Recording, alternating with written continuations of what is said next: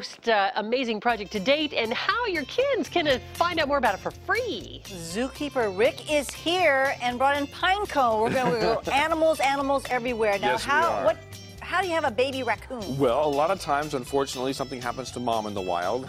Fish and Wildlife Services will be called, and then they end up at a facility that kind of takes care of them. And that's Pinecone's situation here. He came to us without siblings or a mom, and he's under human care now. And he's all by himself? Working out, well, he's by himself from raccoon world, but he seems to really like humans quite a bit. So he's a great little ambassador. And he's 6 to 8 weeks, you said? About 6 to 8 weeks, How right. cute And is he is one of the many kids that your kids can meet. You come down to the San Diego Zoo this month of October, or the Safari Park, where Kids Free Month, kids 11 and under get in for free.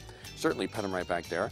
But as much as you see a lot of these animals out and about, like we have our tortoise down here now too, people look at them and want them as pets. I can tell you, as much as I love Pinecone, I would never want him in my home. And a lot of these species too, although they might work out well in your home environment, what we don't realize, like the cicada tortoise here, a lot of the species are taken from the wild and sold in the pet world illegally. Wildlife trafficking is the 4th largest trafficking thing right up there with drugs and weapons. So these are illegal?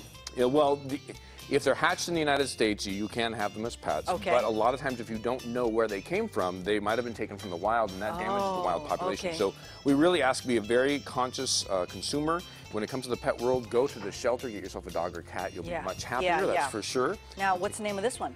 This here is Shelly. Of course. Very, very original name. It is Shelly. Being a tortoise, of course, similar to our desert tortoises in the Southwest, they do quite well in dry environments. Their body's all adapted for maintaining what little water they get. So it works out quite well. We have another African species coming in, though, I want to share with you guys. So is it the difference between tortoise and turtle? Tortoise is dry, turtle... Usually, yes. For the most part, yes. For the most part, your tortoises are ground, surface, terrestrial, and don't swim underwater. They'll go into water to soak, but not swim. Where turtles will spend a lot of time underwater.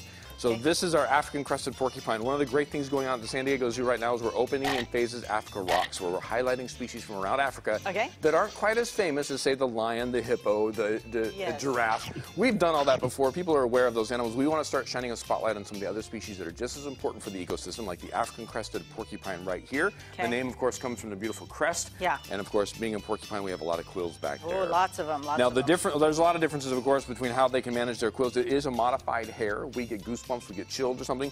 Little muscles make those hairs stand up. It's involuntary. We can't choose to make it happen. They have those same muscles. They're much larger muscles, and they're voluntary, meaning they can not only flare them up, but they can point them in whatever direction they want to go to try and make sure. We don't want to eat the phone. Don't eat the phone, Lion. Don't eat the phone. Hold the phone. Sorry. We want to make sure that they don't eat the phone, of course, but these quills, they can point in any direction, defending themselves from lions, believe it, and leopards in the wild. Very effective. Well, thank you so much. We have one more. Oh, one more, real quick. Real quick. Bring out. We have. Okay. Come on out, guys. Come on up. Oh, my goodness. Come on up. What's going on here? We have some North American river otters. Yay! Also known as water weasels. I feel like we need Another great species that are music. cute and adorable, but we ask that people enjoy them from a distance. This is not something you want in your home or to hand feed if you see them in the wild. Now, I eat similar to this. This is what I look like. You lay down on the table and you eat an egg. I'm just like... Just like that all the time. These are in the weasel family. They are river otters. Interestingly enough, though, river otters, they spend time in water, spend more of their time on land, also in creeks and ponds and everywhere else. Well, thank you so much for bringing them by. We love them. Can she pet them? Can she pet it? We're not going to pet these guys. No, those teeth are going pretty fast and very powerful jaws.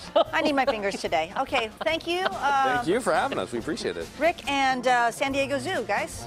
All right, Marianne. I feel like we need to see critters like that in the next Disney movie. They are so cute.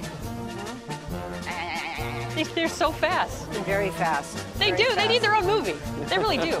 I guess they like hard-boiled eggs. Hard-boiled eggs are yummy. It's not something they normally find in the wild, but it's that's a little bit of salmon right there for them. Sushi. You have good taste. You have good taste. They're so cute. All right, thank you, Tina. Thank you to the San Diego Zoo. You got to go check out their new exhibit. Fabulous. Thanks for coming all this way.